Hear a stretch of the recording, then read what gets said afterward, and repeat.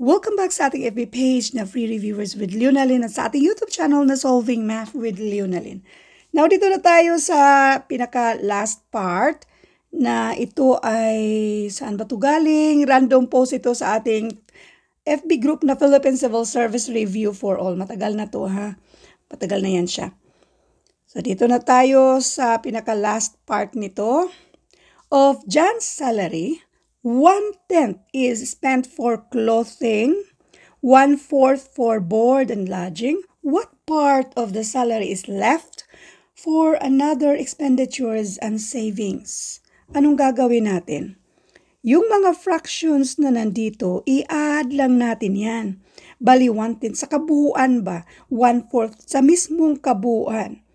So, i-add lang natin ito kapag mag-add at subtract tayo ng mga fractions. Kailangan pareho yung denominator, kaya hanapin natin yung least common denominator. So, ang least common denominator nito sa paghahanap ay tingnan lang natin yung pinakamalaki. Yung 10, ma-divide ba ng 4? Hindi. Doon tayo sa mga multiple of 10, which is, ang next dyan ay 20. Si 20 ay may divide ng 4, so therefore yan ay yung least common denominator natin, ang 20. 20 divided by 10, and that is 2. 2 times 1 equals 2. Therefore, si 1 over 10 ay pareho lang yan sa 2 over 20. 20 divided by 4, and that is 5. 5 times 1 equals 5. So, si 1/4 ay pareho lang yan sa 5 over 20. Ngayon, pareho na yung denominator. Pwede na natin yang i-add. Kopyahin lang yung 20 na denominator. Yung numerator natin ay 2 plus 5, and this is 7. Now, ito yung total na na-spend. What part of the salary is left? Yung kabuuan, yun yung 20 over 20. Bakit 20 over 20?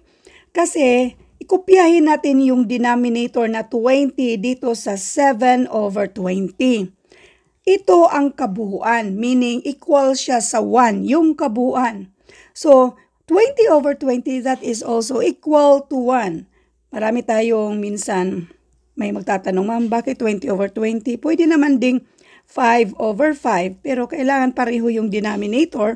So, gawin natin siyang 20 over 20. Ganun lang yun kasimple. So, next, pwede na natin kunin yung difference dito. Kopyahin lang yung 20 na denominator. 20 minus 7, and this is 13. Ito na yung natitirang fraction sa kabuuan niyang salary. Therefore, ang sagot dito ay 13 over 20. Next, number 9. A student buys itong reviewer na to so ito mga questions ay galing to sa ganyang reviewer for sure.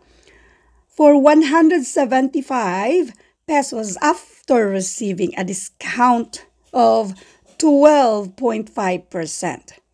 So, intindihin muna natin. Yung mismong original value nito, minusan daw sa 12.5% sa mismong original value niyan. So, this is equal to discounted. Ito na yung discounted na price. So, ano yung discounted na price dito? That is 175. So, itong original na value natin at 12.5% sa original na value.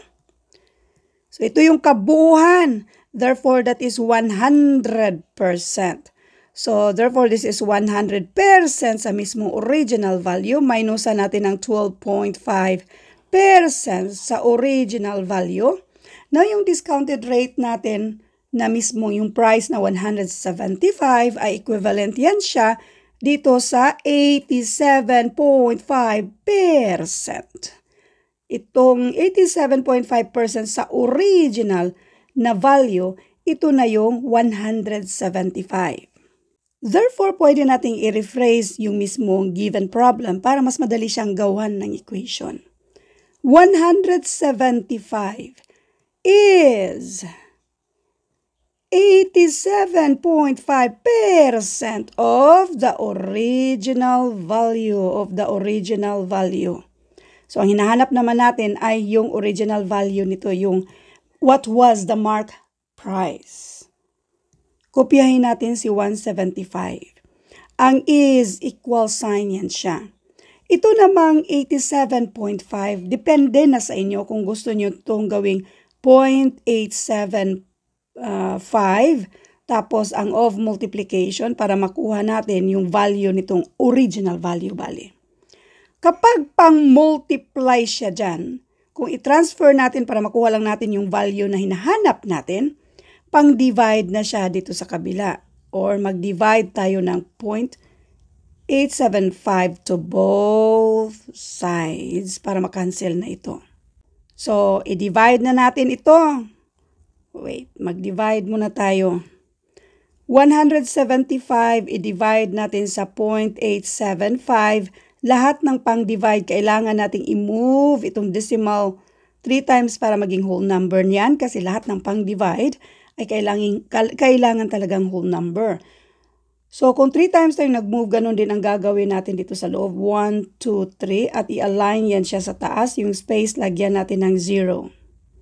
175 kulang, so 1,750. Ilang 875 ba yan siya? Dalawa. So, kung i-multiply natin yan, that is 1,750. Since 0 na yan siya, kopyahin na lang itong 0 dito sa taas kasi mayroon pang space na dalawa. So, ang sagot dito ay 200. Isa pang paraan. Doon tayo sa i-fraction natin. So, 175, ano nga ba yung 175 na ito? Is 87.5% sa mismong original value or yung mismong price niya ba? What was the mark price? Yung mark price. So, let M para sa mark price niya. Itong 87.5%, 87.5% means per 100. Hanapan natin ang greatest common factor. Ang greatest common factor dito ay 12.5. 87.5 divided by 12.5, and this is equal to 7. 100 divided by 12.5, and this is equal to 8. Therefore, yung fraction natin, mas gusto ko itong fraction, mas madali siya. 7 over 8. So, this is 7 over 8. Kopyahan yung the rest. Yung is equal sign yan siya. So, i-multiply natin sa letter M na hanapan natin yung value. Now, sa multiplication, since itong 7 over 8 ay pang-multiply dyan, kapag matransfer sa kabila, pang-divide na siya. So, kung tutuusin division of fraction, ang division maging multiplication, reciprocal sa 7 over 8. Meron namang shortcut nito. Since pang-multiply siya dyan, di ba, pang-divide, pwede namang pang-multiply pa rin, pero direkta na tayo sa reciprocal sa ating fraction, so magiging 8 over 7 na siya. Now, sa multiplication of fraction, lahat ng mga whole numbers, meron yung automatic na 1 na denominator, so multiplication of fraction, numerator to numerator, denominator to denominator. Pero para simple lang, pwede namang ganito.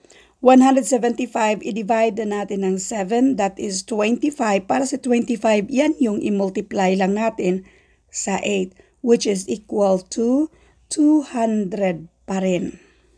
Isa pang paraan, by the way, dito sa isa, yung percentage rate at base. Madali lang naman ito, or madali lang kung alam nyo kung saan yung percentage.